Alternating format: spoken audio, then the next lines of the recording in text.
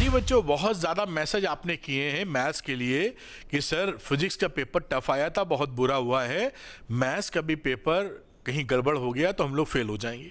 तो हम लोग को ये बता दीजिए कि सर हम कैसे इसको टैकल करें, क्या इंपॉर्टेंट हमारे लिए टॉपिक्स हैं, क्या स्ट्रेटजी होनी चाहिए। तो पहली बात ये बेटा कि अगर फिजिक्स का पेपर थोड़ा सा ट्रेंड से अलग आ गया, बिल्कुल जिस तरह का आता रहता है उस तरह ना कि कुछ अलग टाइप से आया, जिससे आप में से अधिकतर बच्चों को बड़ी तकलीफ हुई है।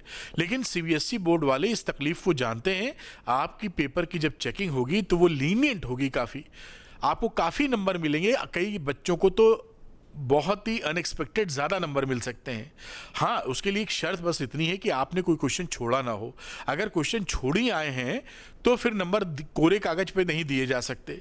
तो फिजिक्स में एनीवे फिजिक्स की तो कहानी हो गई, चिंता मत कीजिए। पेपर अगर डिफ़िकल्ट आया था तो मार्किंग भी ईजी होगी, उससे आपको नंबर ज़्यादा मिलेंगे जो आप सोच रहे हैं। सीबीएसई को भी मालूम है कि बच्चों को तकलीफ कैसे हुई है। रही बात मैथमेटिक्स की, क्योंकि पेपर टेढ़ा आ गया है तो मैथ्स की क्या गारंटी ली जाए कि कैसा पेपर आएगा। लेकिन आपको मैं कुछ टॉपिक्स बता रहा हूं। फिजिक्स से बहुत ज़्यादा आसान इस समय मैथमेटिक्स होती है अब, क्योंकि इसमें चैप्टर भी लिमिटेड है, 13 है, उसमें 14 चैप्टर, इसमें 13 चैप्टर है। और 13 चैप्टर में भी टॉपिक जो भी डिफिकल्ट टाइप के थे सब कट चुके हैं। बहुत ज़्यादा टॉपिक में कटौती हो चुकी है। अगर मैं गिनवाऊंगा, जैसे कि आप बात कीजिए 3D में पूरा प्लेन उड़ चुका है, प्लेन नहीं आता है। प्लेन के सवाल सही करने में कई बच्चों को पसीना आ जाता था। उसके बाद प्रोबेबिलिटी का सेगमेंट जो बर्नौली ट्रायल और ये सब था वो सब हट चुका है। तो बहुत से टॉपिक आप देखेंगे जो लीनियर प्रोग्रामिंग प्रॉब्लम्स, उसमें वर्ड्स वाले प्रॉब्लम हट चुके हैं। आपको बनाना नहीं पड़ेगा, आप सीधे सीधे सवाल आएगा, उसको करना होगा आपको। तो इस तरीके से काफ़ी चीज़ें घट चुकी हैं। एप्लीकेशन ऑफ डेरिवेटिव में भी 5 टॉपिक थे जिसमें से 3 ही बचे हैं अब। एप्लीकेशन ऑफ इंटीग्रल्स में भी बड़े सिंपल कर्व्स आते हैं, कॉम्प्लेक्स कर्व्स नहीं मिलेंगे। रिलेशन फंक्शन में भी आपको बहुत ही आसान अब आता है। तो इसको देखते हुए आप बिल्कुल ना घबराएं। जो मैं टॉपिक्स आपको बता रहा हूं इस समय, उसको आप अच्छे से कर लें, आपका काम जरूर बन जाएगा। बिना देर किए मैं उन टॉपिक्स पे आ जाता हूं जो आपको करने ही चाहिए एक दिन के अंदर, और कर ही लेंगे आप। मैंने भी वीडियो बना रखे हैं, पहले की वीडियो बने हुए हैं, अगर आप वो देखना चाहें तो वो देख सकते हैं, वरना जिस टीचर का भी आपको पसंद आता है, समझ पाते हैं, उन टीचर का देख सकते हैं। देखने में अब क्या करिए, जो टीचर आपको डिटेल्ड पढ़ाते हो वन शॉट वीडियो उनके देख लीजिएगा आप, और उन्होंने कुछ PYQs कराए होंगे तो वो देख लीजिएगा। इससे ज़्यादा ना भटकिएगा, क्योंकि अब समय नहीं है, एक दिन में से ज़्यादा कर भी क्या पाएंगे आप। और बिल्कुल आपको तकलीफ लेने की ज़रूरत नहीं है, इतना ज़्यादा खतरा नहीं रहता है। तो चलिए मैं आपको बात समझा देता हूँ। जैसा थंबनेल आप देख रहे हैं, मैथ्स लास्ट वनडे पास होने के लिए बस इतना ही पढ़ना है। कितना पढ़ना है, जिससे कि आपके 60-65 नंबर आराम से 80 में आप बना सके। तो आइए दिखाता हूँ और टॉपिक वाइज बताऊँगा। ये देखिए, आपका जो पहला वाला यूनिट है जिसमें रिलेशन फंक्शंस और इनवर्स ट्रिग्नोमेट्रिक फंक्शन होता है, उसमें आप देखेंगे वो 8 नंबर का टॉपिक होता है। ये बोर्ड की तरफ से अनाउंसमेंट है बेटा, ये मैं कोई नहीं बता रहा हूं। बोर्ड बोलती कि 8 नंबर का सवाल हम देंगे टोटल मिला के चैप्टर 1 और 2 से। 1 में देखिए इक्विवेलेंस रिलेशन बहुत पूछा जाता है, तो ये मैं आपको बता रहा हूं कि थोड़ा शांति से मेरे वीडियो आप देख लीजिए। एक ही वीडियो में आधे घंटे पौन घंटे में आराम से आपको क्लियर हो जाएगा कि इक्विवेलेंस रिलेशन कैसे प्रूफ करते हैं, बिल्कुल एकदम क्लैरिटी के साथ। और जिस वीडियो का आप देखिए, शांति से लिख लीजिए 2-4-10 लाइनें, जिससे बात पकड़ में आ जाए। उसके बाद ये 1-1 फंक्शन ऑन टू फंक्शंस पे MCQ भी आते हैं, बड़े में भी आ सकता है। इनका भी सेट पैटर्न होता है, यानी कि इस पूरे चैप्टर को करने में आपको 1 घंटे से ऊपर नहीं लगने वाला है, मतलब जो मैं आपको बता रहा हूँ। और ये 2 टॉपिक जो मैंने लिखे हैं, इक्विवेलेंस रिलेशन के ऊपर सवाल काफ़ी बनते हैं। 1-1 ऑन टू फंक्शन के ऊपर भी आपको छोटे छोटे सवाल आपको दिखाई पड़ेंगे, वो मिल जाएंगे MCQ के अंदर भी, ठीक। और रही बात इनवर्स ट्रिग्नोमेट्रिक फंक्शन में, तो इसमें तो कुछ ज़्यादा बचा ही नहीं है। डोमेन निकालना, रेंज निकालना या प्रिंसिपल वैल्यू निकालना ही रह गया है। और इतना करते ही अगर मैं आपको एकदम बता रहा हूं कि अगर इस पे आपने 1.5 घंटे का वक्त लगा दिया इन 2 चैप्टर को करने में, तो आपके 8 में से 6 नंबर तो कहीं गए नहीं है। खुली बुद्धि से, एक्साइटमेंट होके, मतलब पढ़ना है, सीखना है, पॉजिटिव अप्रोच के साथ आप पढ़ेंगे। 1.5 घंटे का अगर वक्त लगा देंगे इन दोनों चैप्टर्स पर, तो 8 में से तो कहो 8 आ जाए, 8 में 8 नहीं आए तो 6 नंबर तो मान के ही चलिए। तो कहाँ से दिक्कत है आपको, जो 1.5 घंटे में 6 नंबर आपको मिल रहे हैं। आगे की बात हम लोग करते हैं मैट्रिसेस की। अलजेब्रा जिसे करके यूनिट दी है मैथमेटिक्स में, जिसमें मैट्रिसेस एंड डिटर्मिनेंट है, और वो बेटा देखिए 10 नंबर की है।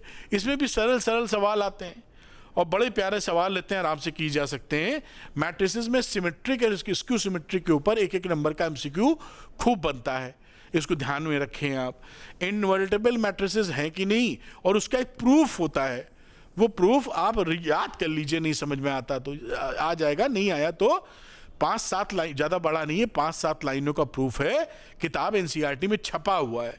Proof of uniqueness of inverse, ये बहुत हर 3 साल में 2 सालों में ये पूछा गया है, तो इसकी तैयारी कर लीजिएगा, याद कर लीजिए। थ्योरम टाइप की आए तुरंत खट से लीप पोत दीजिए। आगे की बात करें चैप्टर नंबर 4 डिटर्मिनेंट्स की, इसमें माल थोड़ा इसकी अपेक्षा ज़्यादा है। माइनर को फैक्टर के ऊपर एक एक नंबर के सवाल बन जाते हैं जो आप आसानी से कर सकते हैं। एप्लीकेशन ऑफ एरिया, ये इसके ऊपर सवाल बहुत बनता है और ये सरल है। इसी डिटर्मिनेंट का एरिया ऑफ ट्रायंगल आप कैसे निकालेंगे डिटर्मिनेंट मेथड से, ये सीख लीजिएगा। उस पर सवाल एमसीक्यू भी बनते हैं। एरिया दिया हुआ है, जब एरिया दिया होता है तो एरिया प्लस माइनस के, अगर मान लो कहीं एरिया दिया है 3 स्क्वायर सेंटीमीटर सपोज करिए, तो इसको जब डिटर्मिनेंट के बराबर रखते हो तो +-3 रखते हो, ये ध्यान रखिएगा। If the area is given.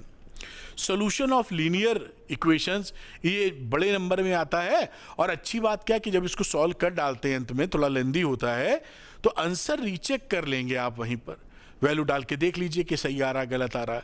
उससे फायदा ये है कि आप जब निकलेंगे और आंसर मैच कर रहा है तो आप श्योर हैं कि मुझे भाई पूरे नंबर मिलने वाले हैं। और इसी के दौरान इनवर्स ऑफ मैट्रिक्स निकालना आना चाहिए, वो इस्तेमाल होता है सॉल्यूशन ऑफ लीनियर इक्वेशन में। इस पे भी सवाल बनता है। इतनी चीज़ें अगर आप करने बैठ जाएंगे, मुझे लगता है शायद 2 घंटे का वक्त लगेगा इसमें दोनों चैप्टर करने में। मोटे तौर पे आप इतना भी कर लेंगे तो 10 नंबर आपके सीधे हो जाते हैं। 10 नंबर में 10 में 10 नहीं आएंगे, मान लो अंतिम दौर में पढ़ रहे हो, 10 में 8 तो आएंगे, 7 तो आएंगे, इससे काम तुम्हारा बन जाएगा। और टोटल समय कितना लगेगा? टोटल एक अप्रॉक्सीमेशन लेके चल रहा हूं मैं, 2 घंटे का वक्त आपका लगेगा यहाँ पर। अगली बात करता हूं मैं बेटा कॉन्टिन्यूटी एंड डिफरेंशिएबिलिटी में। ये जो पूरी कैलकुलस है जिसमें 5 चैप्टर आपके आते हैं, ये 35 नंबर की कैलकुलस आती है, सबसे बड़ा सेगमेंट है कैलकुलस का। और कई टॉपिक्स तो इसमें काफ़ी सरल भी हैं, जैसे इसमें वैल्यूज़ पूछते हैं ना कि ये वैल्यूज़ बताइए ए और बी की जिससे फंक्शन कॉन्टिन्यूअस हो जाएगा। ऐसे सवाल बड़े पूछे जाते हैं कि ए बी की वैल्यू बता दीजिए। उसके बाद derivative of implicit function. Implicit क्या होता है? फंक्शन के अंदर फंक्शन, जैसे ये इम्प्लिसिट फंक्शन लिखा हुआ है जो अलग से नहीं, आप ये तो कंपोजिट फंक्शन है वैसे, तो ये आप बात करें इम्प्लिसिट फंक्शन जो क्लियर कट निकाला नहीं, अलग से एक्स वाई अलग नहीं किए जा सकते वो फंक्शंस। तो derivatives of exponential and log काफ़ी पूछा जाता है। सेकंड ऑर्डर डेरिवेटिव के ऊपर भी सवाल आते हैं, इसको आप कर लीजिए फटाफट। एप्लीकेशन ऑफ डेरिवेटिव में मैक्सिमा मिनिमा बहुत इंपॉर्टेंट है, ये अक्सर पूछी जाती है, तो मैक्सिमा मिनिमा ज़रूर कीजिएगा। आप मान के लिए सवाल आएगा, इंक्रीजिंग डिक्रीजिंग फंक्शन पे भी आता है, छोटे छोटे सवाल, बड़े भी आते हैं, लेकिन maxima minima is very important. आगे बात करते हैं इंटीग्रेशन में। तो 3 ये जो फॉर्म मैंने लिखी हैं, इनमें अक्सर आप देखेंगे आपके एग्जाम में एक फॉर्म पक्का आएगी, ये 1/√ax² + bx + c ये इंटीग्रेशन px + q, फिर √ax² + bx + c, या इंटीग्रेशन ax² + bx + c का। और डेफिनेट इंटीग्रल से जो प्रॉपर्टी वाले सवाल आते हैं वो भी आपसे पूछे जाएंगे। एप्लीकेशन इंटीग्रल में सिंपल कर्व आता है एरिया निकालने के लिए, सर्किल है, पैराबोला, स्टैंडर्ड फॉर्म वाले ही आने वाले हैं आपके कोर्स में, वेरी सिंपल। तो इससे तो नंबर आपको मिल ही जाएंगे, थोड़ी तैयारी अगर आप कर लें तो। डिफरेंशियल इक्वेशन में ऑर्डर डिग्री वाला 1 नंबर में सवाल अक्सर मिलेगा आपको। और solution of linear differential equation, ये dy/dx + py = q या dx/dy + px = q, इस पे सवाल आपको मिलके रहेगा, कोई ना कोई कहीं ना कहीं बड़ा छोटा सवाल जरूर आपको मिलेगा।